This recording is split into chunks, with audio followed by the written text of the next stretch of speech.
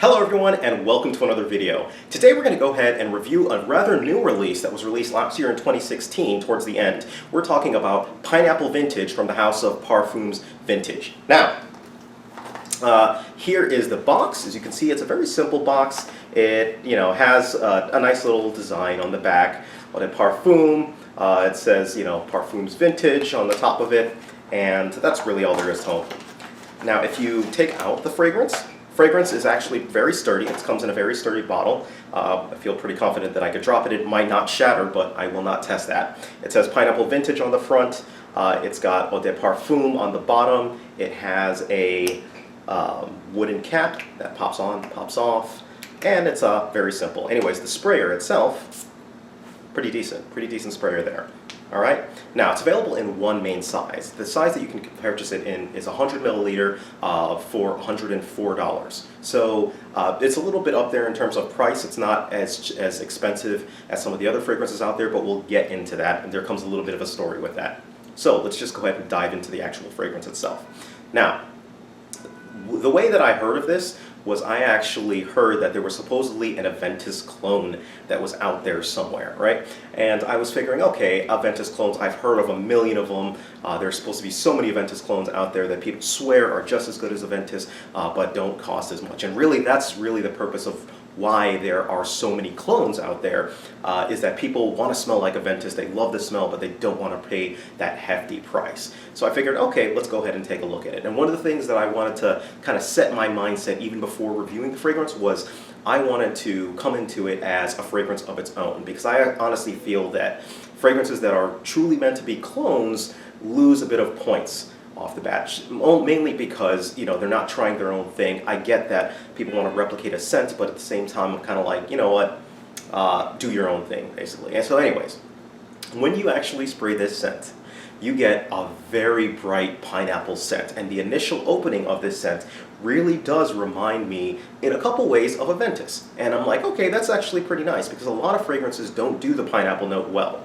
And the way that it does this pineapple note well is the pineapple note actually sticks around for 4+ hours. This pineapple note keeps on going, and a lot of citrus fragrances, a lot of fragrances like that, they tend to fall off after the 1 hour mark, and they tend to start going towards their base. Anyways, you get that pineapple, you get a nice woodsy smell to it, you get a nice an appley smell. I know pineapple and apple, but they're two different scents, and they do kind of have both of that scent.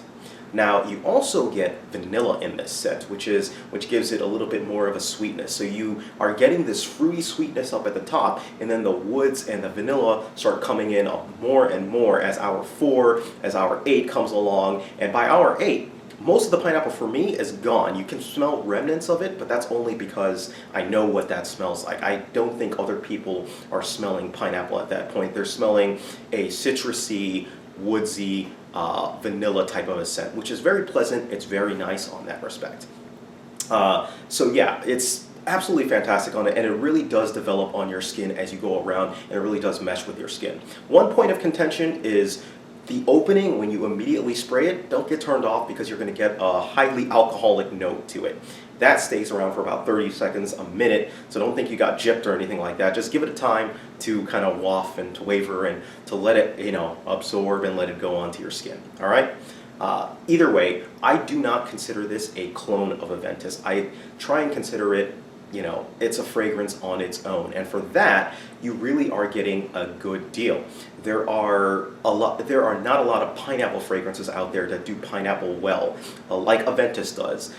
So if the pineapple is the portion of Aventis that you like, give this one a shot. This actually does smell a lot like the more recent version of Aventis's. Some of the older versions of Aventis's, like the one that I have, it has a little bit more of a fir note. It has a little bit more of a sharper woodsy note to it, which I like personally, but I don't like to dive into the Aventis types or anything like that. Anyways, so sprays, I go about 3 or 4 sprays with this sucker.